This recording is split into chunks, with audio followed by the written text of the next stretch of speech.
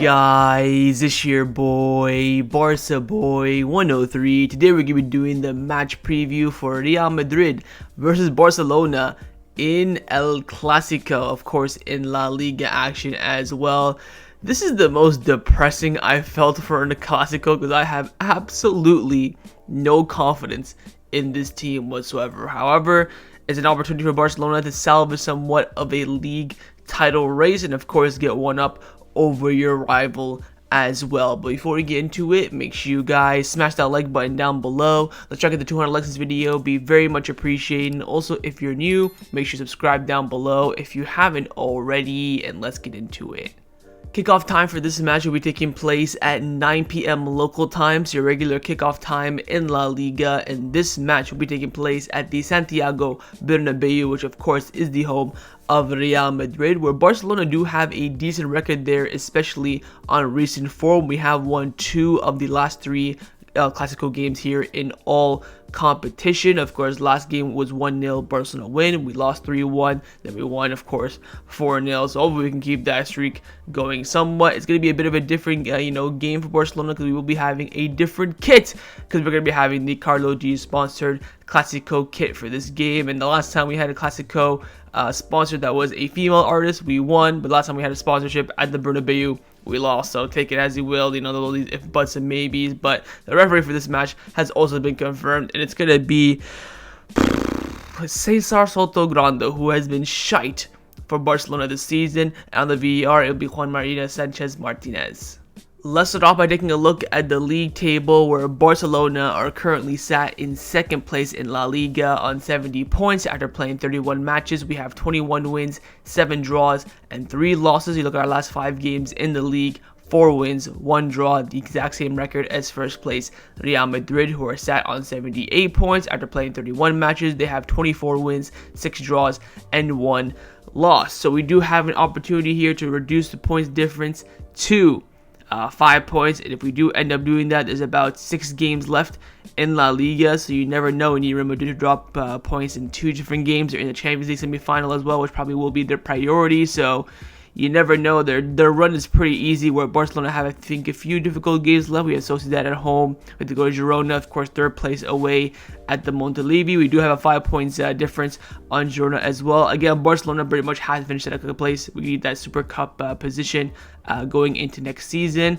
Again, the league is going to be difficult. If there's any chance to try and win this league, you have to win this game. A draw or a loss in this game, the league title is 100% done. Plain and simple. You want to have somewhat of an excited end to the season. You want to have something to play for. You've got to win this game. If you don't win this game, the season will, of course, our season is dead now in terms of winning a trophy. But if you want to salvage some sort of excitement in the last 6 games, you've got to win this game. If not, we're going to be just riding through the rest of the final month of the season with no worries whatsoever. Now, if you take a look at the other top teams and who they'll be facing this weekend, Girona will be hosting Cadiz, and Atletico Madrid will be traveling to Deportivo Alaves. To be honest, don't really care about these games. Again, we have a decent point difference against Girona, where I'm not too worried about them. Again, that difference of 5 points could be reduced to 2 points if they win and we lose, and then again that becomes a bit of a banana skin opportunity. But despite that, I'm still fairly confident that we will finish second place in La Liga. But again, do or die here for Barcelona. You want to salvage some more of a league title race, someone get a little bit of excitement near the end of the season. Nothing but a win, anything other than a win, and the league is basically Real Madrid's.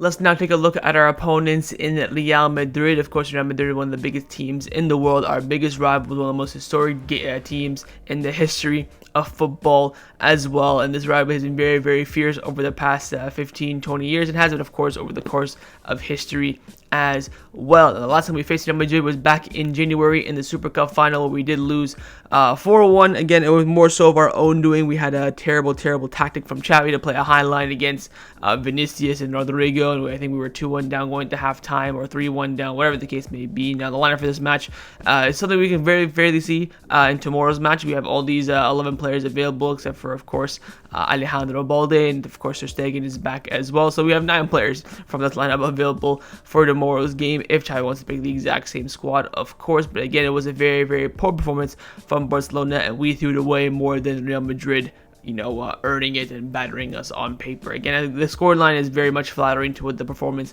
actually was, but nonetheless, we do move. Now, we look at Real Madrid's last 6 games in all competition, and the last match they drew 1-1 with Man City, but won on penalties to qualify for the semifinals of the Champions League. They beat Mallorca 1-0. They drew 3-3 with Madrid in the first leg of the Champions League games. They beat Athletic Club 2-0. They beat Osasuna 4-2, and they also beat Celta Vigo 4-0. So let's take a look at the last 3 matches in all competition. Firstly is the 3-3 draw with Man City at the Santiago Bernabeu. Their last game at the Bernabeu as well. They haven't been there for about a week and a half. Very, very tight game. I think, again, City on paper dominating the face of play, scored some absolute crackers. Real Madrid had a few lucky goals, lucky deflection and stuff like that. Valverde scored a banging goal to make it 3-3 on the volley. I wouldn't say it was an even game, but the goals were very much shared. I think in the end, one team dominated and both sides finished their chances. I would say Man City had about 5 chances, 6 chances in this game. They scored 3. Real Madrid had 3 chances, maybe 4 if you really want to be generous. They scored 3, so they were more clinical on the night.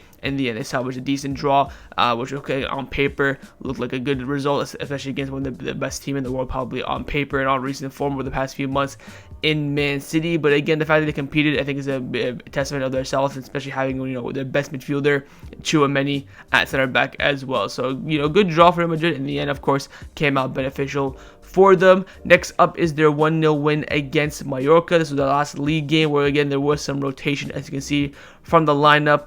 And, they went and got the result. Tchouaméni scored an absolutely outrageous goal. He's going to be coming into this match, of course, fully rested. He was suspended for the Champions League midweek. Not too much rotation from Real Madrid. They made a few rotations here and there. Of course, when Barcelona played Cadiz, we made heavy rotation. They didn't really do too much rotation. Of course, they rested their front 2 and maybe brought in Modric, and that's pretty much it. If you look at the grand scheme of things, of course, right back as well, Carvajal being rested. Very, very tight game where Mallorca definitely could have salvaged a draw. They missed some gilt chances in this game. Real Madrid weren't too clinical in this game. They also missed a lot of chances as well, but they got the win and they walk away with 3 big points in La Liga. And of course, their final match in all competition was the 1-1 draw against Man City, which of course ended up going to penalties and them proceeding to the semi-final. It was a defensive masterclass from Real Madrid. They sat back and part of the bus the whole entire game. City missed, gilt chances left, right, and center. The De Bruyne 1v1, the Haaland hit the post. So many chances were in this game where Man City could have easily killed the game, but they didn't. Real Madrid defended well. They pushed the penalties where the luck is 50-50. Bernardo Silva missed the penalty and they ended up winning the penalty shootout and proceeding to the semi-final. But again, keep in mind, they played 120 minutes of brutal football in England on Wednesdays. So they're coming into this game, not battered up, but they're going to come into this game, I think, with a little bit of fatigue. Of course, making that that flight from England to Spain, of course, getting recuperated back in Spain, training and all these things like that. They had I think Carvajal and Vinicius went off with some knocks, but they're fully fine for this game. No Real Madrid player got injured from that game, but again, keeping that in mind, they should be tired. They should be, a little bit fatigue here and there. Brutal football, defending for their lives for 120 minutes. They're going to be excited, of course, after qualifying. They probably celebrated, had some more movement, more energy. So hopefully we can kind of exploit that. But again, great win for them. But hopefully that great win comes with a sacrifice in the Clasico. Now on the screen right now is line that I believe that Carlo Ancelotti will select for the match tomorrow. I think he'll go with his traditional 4-1-2-1-2 formation, or 4-4-2, however you want to see it, with Ludinen in goal, a back four of Carvajal, Nacho, Rudiger, and Ferland Mendy. Midfield diamond of Tchouaméni, Valverde, Toni Kroos, and Jude Bellingham, and a front 2 of Rodrigo and Vinicius. There have been some reports this morning suggesting that Ferland Mendy did not train with Real Madrid this morning. He's suffering some fatigue, so to speak, but Carlo Ancelotti confirmed in his press conference saying that he will be fit for the game. So honestly speaking, I don't see any other changes. If Real Madrid want to go full force, go fully strong, this would be the lineup. Of course, they could make some rotations after having an intense game during the midweek. Of course, Camavinga will be rested because Tchouaméni will come back in after having a week off.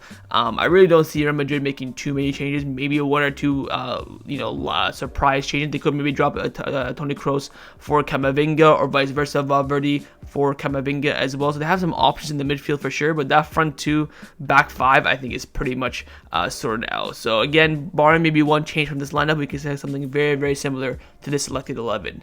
So overall, final thoughts on Real Madrid. Of course, they're one of the best teams in the world. They're very well managed by their manager, Carlo Ancelotti, who's done very well for them this season. They've only, I think, lost two games this whole entire year, both, I think, against Atletico Madrid, funnily enough. Look, they're a great side. They're very... a side that I would say plays to their opponents a little bit, where they look at their opponent's strengths and try and nullify them the best, more so playing their own style, especially, of course, in the big games, so to speak. Now, in terms of players to look out for, honestly, you already know how good Real Madrid is. The one player I would just want to highlight is Tchouaméni. I think he's an absolutely brilliant player, and of course, he's coming off the back of being fully rested the entire week. The rest of the squad, you already know how good they are, but they are coming this game, of course, with a little bit of fatigue, and it's going to make it, of course, a bit difficult for them, but they are, of course, top athletes, top professionals. I think they will push that to the side. So again, it's going to be a very, very, very, very difficult game for Barcelona. The only way I would say Barcelona can really counteract Real Madrid is, first of all, if the fatigue really kicks in,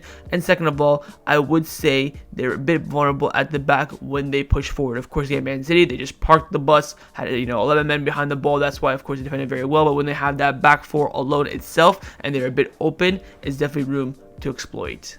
Time now to get into the press conference reaction of Xavi Hernandez. Now, this press conference was very strange because not only was it very short, but also he didn't talk about much. I would say he spent 70% of this press conference talking about the Real Madrid Manchester City game, where he talked about them parking the bus and, how Messi are the best team in the world. They couldn't finish their chances. It's more of a great performance from Real Madrid than it is a bad performance from Real Madrid. But he spent like the whole entire press conference talking about that game. Again, it was very short. Keep in mind, when the press conferences are short, means that Xavi doesn't really want to talk to the media. Means that I think the mood is a bit down, and probably we're going to lose this game. But let's get into some of the quotes that are, important to us as Barcelona fans. So Xavi came out saying it's been a difficult week, a tough result against PSG to digest, but now we need to pick ourselves up and prepare for tomorrow's game. Would I want to play against PSG like Madrid did against City and go to the semifinal? Real Madrid played a really defensive game, really played well, and it's also part of the game. Madrid's result is not a coincidence. He then asked about a meeting to discuss his future, which according to reports is going to be a meeting after the Clasico. Xavi said there's no meeting scheduled for next week to discuss my future. I'm only thinking about tomorrow's game. There will be time to talk later on the Gunde Araujo situation. He said, look, there was no issue to begin with, and everything is solved and fine.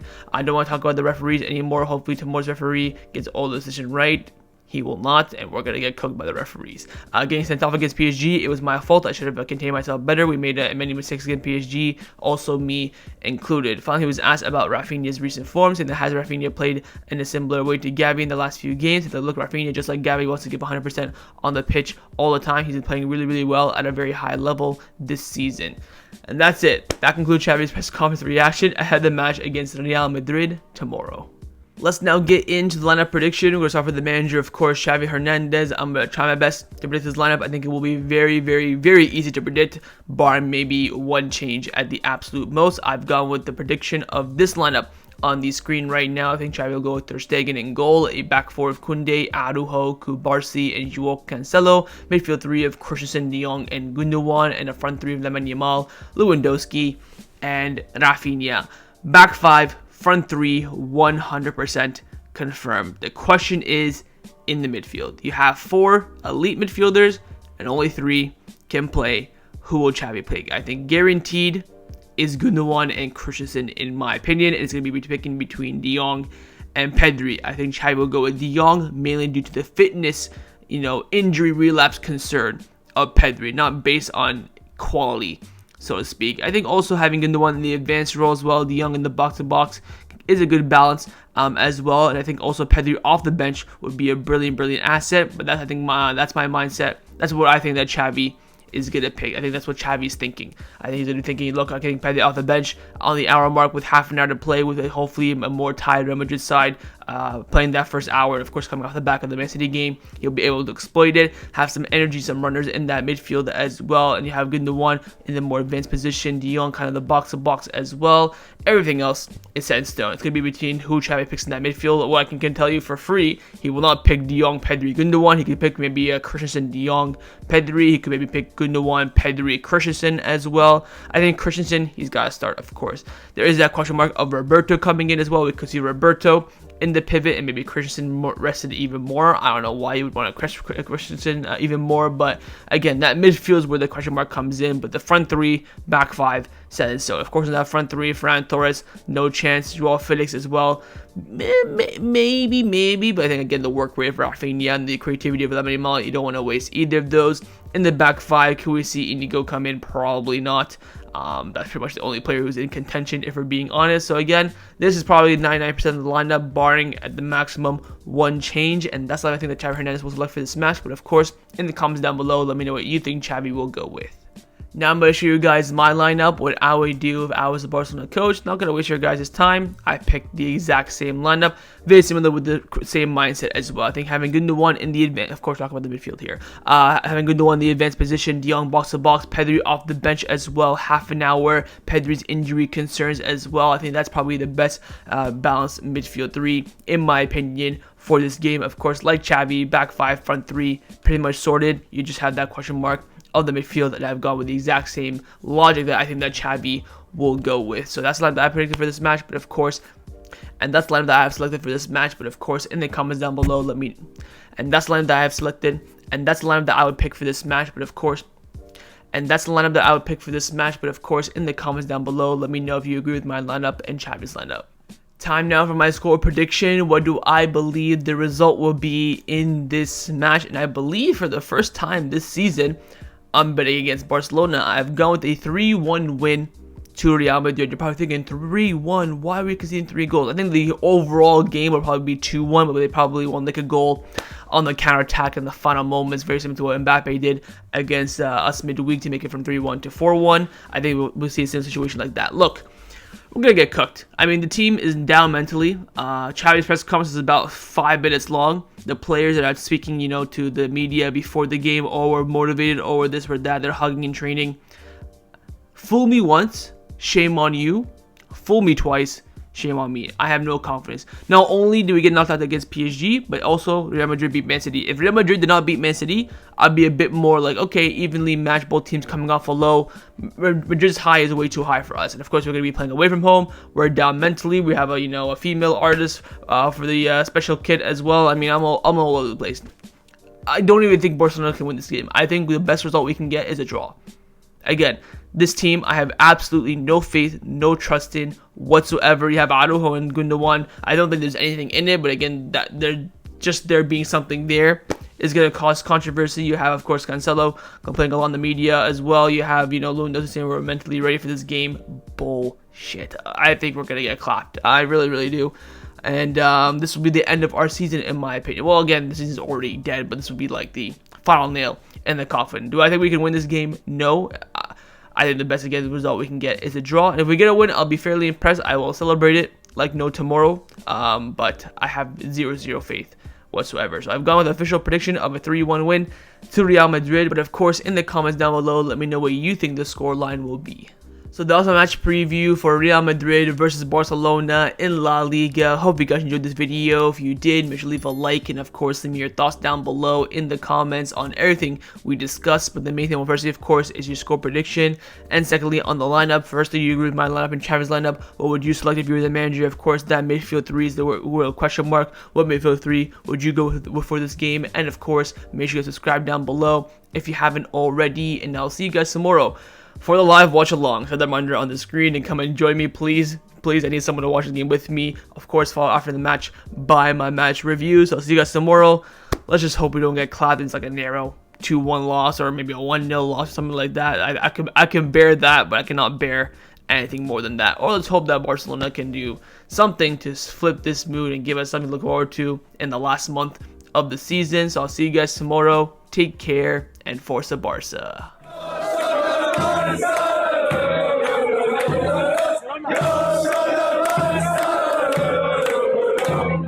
Go,